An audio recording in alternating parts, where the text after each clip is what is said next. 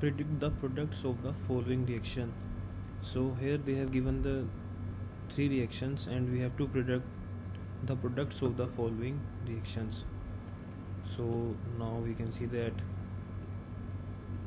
here first of all acetone is given and we have to react it first with H2N NH2. That gives a product of CCH3 and CH3 double bond N and single bond with NH2. Now doing the second reaction with KOH and glycol, it gives propane. For the structure for propane is here. You can see that CH2 bonded with 2 molecules of CH3 plus N2.